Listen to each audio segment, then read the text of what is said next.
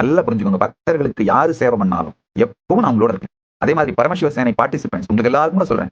இந்த class attend பண்ணும்போது தினந்தோறும் ஒரு 1/2 மணி நேரம், 1 மணி நேரம் போய் அந்த டெய்லி அன்னதானத்துல பங்கெடுத்து வர்றவங்களுக்கு அன்னதானம் பண்ணுங்க. உங்க உடம்பால் உழைங்கய்யா. நல்லா புரிஞ்சுக்கோங்க. கைலாசத்துல நம்மளுக்கு இருக்கிற பணத்துக்கு என்னால 100 வேலைக்காரங்களை வச்சு அந்த அன்னதானத்தை நடத்த முடியும். ஆனால் அது கைலாசத்தோட நோக்கம் கிடையாது.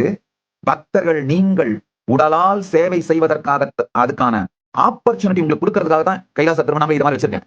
நீங்க சமைக்கணும், நீங்க மக்களுக்கு சேவை பண்ணணும். நீங்க சேவை பண்ற புண்ணியத்தினால் மட்டும்தான் உங்களுடைய கடந்த காலம் அழியும், புதிய வாழ்க்கை அமையும். அதனால அன்னதானம் பண்றது, அன்னதானம் சாப்பிடுறவங்களுக்கு செய்யப்படுற நல்லது அப்படிங்கிறத விட உங்களுக்கு நீங்க செஞ்சுக்கிற மிகப்பெரிய நன்மைங்கய்யா.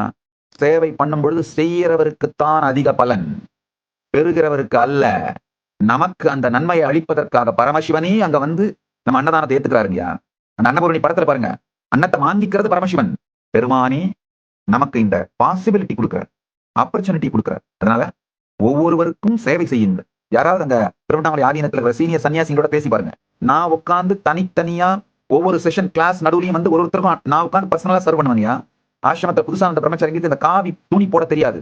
நான் உட்காந்து உங்களுக்கு காவி போட்டு கொடுப்பேன். நல்லா புரிஞ்சுக்கோங்க. பரமசிவ பரம்பொருள் பக்தர்களுக்கு செய்யும் நேரடியான சேவை திருப்பணியால் தான் கைலாசம் மலர்ந்தது. பெரும் பணம்லாம் கிடையாதுங்கய்யா.